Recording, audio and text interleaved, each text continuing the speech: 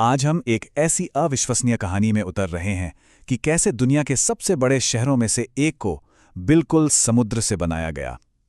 ये कहानी है मुंबई के बनने की।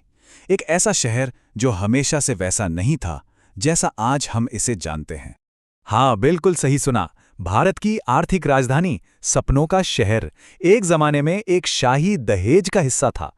यह एक ऐसा सच है जो मुंबई के इतिहास के बिल्कुल सेंटर में है और जिसने इसके भविष्य को हमेशा हमेशा के लिए बदल कर रख दिया। तो चलिए जरा समय में पीछे चलते हैं। इससे पहले कि ये एक विशाल शहर बनता, ये इलाका 7 अलग-अलग द्वीपों का एक झुंड था, जिसे आर्किपेलागो कहते हैं। देखते हैं कि ये असल में दिखता कैसा था। ये थे वो 7 द्वीप जिन्होंने भविष्य के इस शहर की नींव रखी।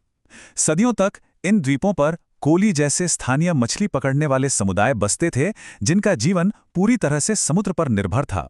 हर द्वीप की अपनी अलग परंपराएं और अपनी जीवन शैली थी, जो मिलकर इस इलाके की एक समृद्ध सांस्कृतिक विरासत बनाते थे।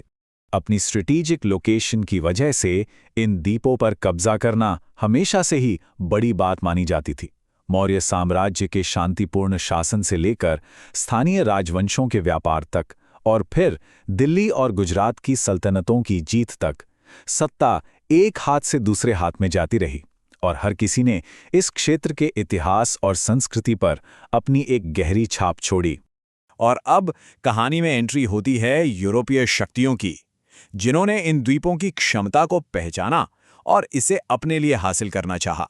पुर्तगालियों ने यहाँ के नेचुरल हार्बर की ताकत को तुरंत पहचान लिया। उन्होंने इसे नाम दिया बॉम्बाहिया, यानी अच्छी खाड़ी। एक ऐसा नाम जो आने वाली सदियों तक कायम रहा और आखिरकार शहर का औपनिवेशिक नाम बॉम्बे बन गया। यहीं से जियोपॉलिटिकल तनाव बढ़ना शुरू होता है। एक तरफ एक स्थानीय शासक था जिसे अपने साम्राज्य के लिए डर था, और दूसरी तरफ एक यूरोपीय ताकत थी जो एक बड़े मौके की तलाश में थी। अब इस स्लाइड में जो सबसे दिलचस्प बात है वो ये है कि कैसे डर ने इतिहास का रुख मोड़ दिया। गुजरात के सुल्तान बहादुर शाह मुगल सम्राट हुमायूं से इतना डर गए थे कि उन्होंने सैन्य मदद के बदले में पुर्तगालियों को पूरे 7 द्वीप सौंप दिए। ये एक ऐसा फैसला था जिसने इस जगह की किस्मत तय कर दी। और अब हम आते हैं कहानी के सबसे असाधारण, सबसे अजीब हिस्से पर।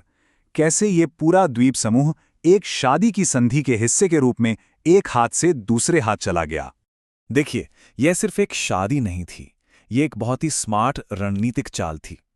पुर्तगाल को डचों जैसी बढ़ती समुद्री ताकतों के खिलाफ एक मजबूत सहयोगी की जरूरत थी, और उधर ब्रिटेन भारत में पैर जमाने के लिए बेताब था, खासकर एक ऐसे बंदरगाह पर जहां मुगलों का नियंत्रण ना हो। तो ये दोनों के लिए एक विन विन सिचुएशन थी। तो बात इतनी सी है कि एक शाही शादी ने इन द्वीपों का भविष्य तय कर दिया। ये पर्सनल और पॉलिटिकल हितों का एक परफेक्ट मिश्रण था, जिसने बॉम्बे को एक नए औपनिवेशिक शासक के हाथों में सौंप दिया।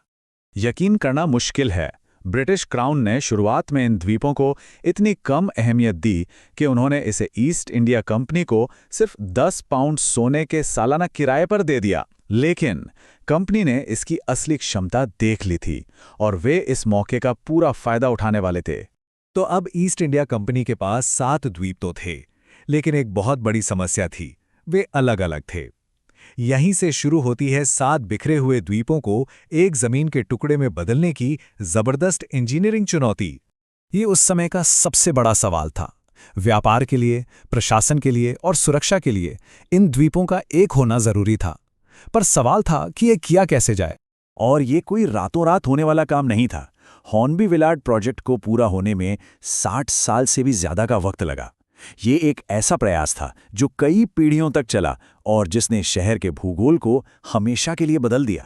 तो उन्होंने ये किया कैसे? प्लान सुनने में सरल था, लेकिन था बहुत महत्वाकांक्षी।